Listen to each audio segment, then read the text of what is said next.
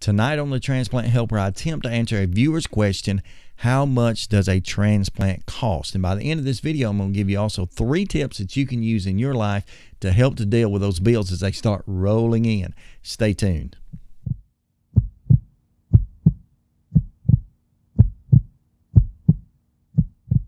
Well, hey folks, I appreciate you joining me today on the Transplant Helper podcast / YouTube video series. My name is Jim Merle, and I want to go ahead and encourage you right now, if you're not already subscribed to this channel, go ahead down below this video and hit that subscribe button as hard as you can, and then that way you'll know when new content comes out each week as I'll continue to produce these videos that I hope will at least advocate, educate, and motivate you as a transplant patient. I'd also enjoy it if you decided to share these things or make comments below the video. Give me a big thumbs up or a like. That always helps to keep me encouraged. Now, with that said, tonight's question is being answered from a viewer, and it is: how much does a transplant cost? Now, this is asked of a viewer just a few weeks ago, and it's taken me really this long to kind of prepare my answer. In addition to that, I'm asked it all the time, so I know it's something that we're wondering about. It was certainly something I was wondering about pre-transplant, and so I'll try to help to answer that question during this period of time. Now, let me say in the beginning that as far as listing the exact cost of transplant, that's going to really be impossible. And I hope that doesn't disappoint you, but each one of us as transplant patients, whether we're hearts, lungs, livers, kidneys, pancreas, intestine, eyes, whatever it is, our cost is going to be very different from patient to patient. However, there are basically some average costs that I will show in just a few moments that are pretty much relative to your type of transplant. Let me also add to that the cost for you is going to be different, again, from patient to patient, because we're all going to have different situations. For example, you may be in an operating room for 5 or 6 hours for a heart transplant, or like some others, you may be in there 10 or 12 hours for something else, maybe a heart-lung transplant. So, of course, those costs are going to vary an awful lot, as well as your situation leading up to transplant and your recovery. All that has to stack in. So don't be disappointed that I can't give you exact numbers, but I will show you some estimates in just a moment on the screen that can hopefully help you to get a grasp of that to begin with. Now, I'll tell you, back in 2013-ish, when I was facing heart transplant, I asked the question: how much does a transplant cost? In my case, a heart transplant, and I was basically given the number back then that it cost about $750,000, and that's really for the first year survival. That's your pre-transplant a little while, the surgery itself, and then your survival for about a year after that. They said it was about $750,000. I found that to be fairly accurate. That's why the thumbnail on this video showed that check supposedly written to my transplant center to pay that amount. But again, it's going to be varied. Now, let me put the graphic on the screen right now, and we'll start looking at it together. And you'll see, as I've already put it up there, that the hearts, the single lungs, the double lungs, the heart lungs, the livers, the kidneys, the pancreas, and intestines are all listed here as far as types of transplant. And then they give a certain number of columns to the right of that, which tell us things like 30 days pre-transplant, what the cost is, the procurement, that is obtaining the organ from the donor, the hospital admission is listed there, the physician's charges during the transplant, as well as post-transplant admissions and your immunosuppressants. And so all this put together basically consists of about 180 days, and then that 30 days prior to that, they expect it to be at this level. So you can see that right now on the screen. I'll leave it up for just another moment while I talk, and then I'll pull it down. But you can continue to look at that and see that all these total up to enormous costs, from the heart transplant at the very top, which is $997,700, all the way down to the very bottom, which is an intestine transplant, which is perhaps the highest that's listed here, that is $1,206,800. So both of those numbers are extreme, and I know we really don't want to face that. I'm going to pull the graphic down right now and talk about it just a little bit more. We'll jump back and forth between it anyway, if you hadn't already seen it. But nonetheless, the cost of transplant can be high. But as I said earlier, it can vary a little bit. These are just some basic costs. And if you want to find this list, as well as a lot of other information, I encourage you, it's where I got the list that I'm looking at, or you looked at a moment ago too. But it comes in at transplantliving.org. Now, transplantliving.org is a website that I found out about years and years ago, and they also put out a lot of content that's very helpful to us as transplant patients. Matter of fact, you can go ahead and sign up for their emails, and you can get emails on a pretty regular basis. But all of them, I promise you, it's not going to spam you to death. It's really good stuff. So at transplantliving.org, you can find that information as well as the slide that we put on the screen a moment ago. Now, when you consider this, I want you to understand again that these transplant numbers, they encapsulate a lot of information. I'll pop the graphic back up for just a moment. But let's look at the first line here, heart only. That's a heart transplant only. It lets us know right here that 30 days pre-transplant figures or a little bit over $47,000. So right there, that's a bigger bill than I necessarily want to get, but yet that's what it is. And then the procurement is the next level there, a little bit over $80,000, so the number's climbing. The hospital transplant admission, and this is the biggest number out of all of it, and you got to understand there's so much involved with that, depending on what your care has been in that whole transplant period, as well as how long your hospital stay was and such. But that falls in at about $634,000. The physician care, $67,700. 180 days post-transplant admission. This is oftentimes something that's overlooked because people don't understand that after the transplant, they're going to need to be not necessarily in the hospital for 180 days, but they're going to be in and out, back and forth to clinic. All that, I think, is packed up in these numbers, and that comes in at $137,000. And you can be looking at your transplant if the heart doesn't apply. I apologize. But the next thing is the immunosuppressant drugs at about $30,000. And that may seem unbelievable, but I can tell you in my transplant experience, I paid anywhere from $4,500. Now I pay about $200 out of pocket as things have come down, dosage has come down and such, but that can be extremely expensive. There's one medication I was on, and many of you are also on, at least in the beginning stages post-transplant, known as Valsite. Valsite by itself was costing the insurance company, I think, about $4,200, and then I was having to pay $1,300 per month out of pocket to get that medicine. So hopefully when I get to some information in a moment, you'll find out that's not that scary. But again, those numbers kind of slap us in the face. So the graphic here one more time on the screen. Now I'm going to pull it down and you won't see it again. But again, you can find that information at transplantliving.org. Many other websites, I'm sure, talk about it likewise. But let's get into those 3 points that I want to give you as far as what to do when those bills start coming in. Number one, I want to encourage you, don't panic.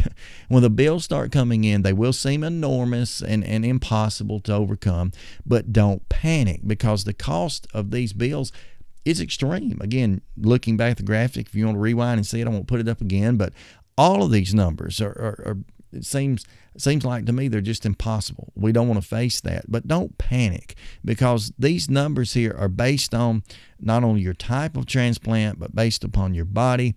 And the last thing you need to do as a post-transplant patient is panic. And I'll tell you how bad that can be. I know when I first heard about my numbers that I referred to a moment ago in 2013, $750,000, that scared me bad enough. There were a few times in my mind where I thought that out, and I thought, I don't want to do that. I don't want to go through transplant. I don't want to cost my family that much money, put us to potentially being homeless and without vehicles and without food or any way to get about. I don't want to burden my family like that. But again, you don't need to panic. There are ways past these bills. There are ways to overcome them. And if push comes to shove, send them $50 a month and don't worry about it. That's my advice. But nonetheless, don't panic. Number two, and this one's very important, and it may surprise you that I'll say this, but number two, don't pay. Don't pay. Now, I know your doctors and your pharmacists and your hospitals, your transplant centers, they're never going to tell you that. But what I mean when I say don't pay is you don't need to pay immediately. You get in that bill for example, like a heart transplant would, $997,000. Don't just jump up and pay that bill. And I doubt any of you really could, but you don't need to pay those bills, no matter how large or small they are. Don't pay them the first time they come in. Now, you may want to contact your transplant center. That's good practice, but don't just jump up and start writing checks because oftentimes and many times your insurance companies have not been billed for those things yet. Maybe they've been billed, but they've not paid for those things yet. So you may get a bill, like I did, I think a month after transplant, the next time the billing cycle came up, for $100,000. And, if I'd had the money on hand to pay that, I would have been wasting my money, because by the time the insurance company paid that, my balance was much, much lower than that. So when I say don't pay, understand you need to wait on the insurance. Number two, under that subheading there, when you're not paying or don't pay, ask for discounts. Don't be afraid, no matter whoever the one is that's billing you, whether it be the doctor, the hospital, the anesthesiologist, whoever can be connected, even the pharmacy. Don't be afraid to at least ask for a discount, because oftentimes you can get some discounts in that. Again, they understand that we can't afford these things out of pocket. They understand how hard it can be. So just ask for a discount. I also want to give you a piece of advice you won't hear maybe anywhere else. And that is that when it comes down to it, and the debt collectors start calling your house, or at least the hospital starts calling your house, and they start threatening you, if you don't pay this bill in full within 6 months or immediate or whatever it is, if you don't pay this bill right now, we're going to send you to debt collectors. We're going to send you off to a debt collector. Don't worry about that. Don't sweat that at all. As a matter of fact, I finally got in a habit of, if someone called and threatened me like that, we're going to send you to debt collector, it's going to ruin your credit, I finally started telling them, do it. Send me to the debt collector. Go ahead and send it. And the reason I would say that is because sometimes, I would contact the hospital and say, hey, what about this $1,000 worth of bill? What can I do about paying it? Can you give a discount? And they say, no, we can't discount that. It's already been ran through the insurance company, or if it's already been discounted or whatever. They would say, no, we can't negotiate. You owe us $1,000. And then when they would actually send me off to the debt collector as they threatened, I would contact the debt collector then, and they would say, well, if you'd like to settle this, we'll take $500. You see, I saved 50% just by really waiting on the debt collector. Now, did it cost me anything on my credit report? Probably. Perhaps. I don't know. I'm not an accountant. I'm not a lawyer. I don't know anything about that necessarily. But if it did, I saved $500. So I really honestly didn't care. So don't pay it immediately, because the insurance might pay, or you might get some discounts. And then I want to encourage you to do this too, because sometimes people don't know about it. Most transplant patients I meet with face-to-face have no idea, but seek out charity services. There's probably some type of charity service that's already built into your transplant center, where you can go and sit down with a financial counselor, social workers, whoever that is, and apply for charity care. Because most likely, if you've been waiting on a transplant very long, or if you've been sick for a long time, or now that you've had your transplant, most likely you've been out of work for a while or something like that. Your income level is not going to be at its peak. At least it's probably going to be much lower than typical. And so while you go in and file for that charity service with your hospital, with your your pharmaceutical companies, whatever, they might very well, because of your present income, be able to, if not lower the payments that you have to make and the debt that you owe, but in some cases, like I've been able to do most recently, get a 100% discount. That means insurance company paid, the rest of it fell under charity care. So go sit down at your local transplant center, your hospitals, and beg and plead, and try to get some type of charity, because honestly, you're going to need it. Let me give you another tip behind that.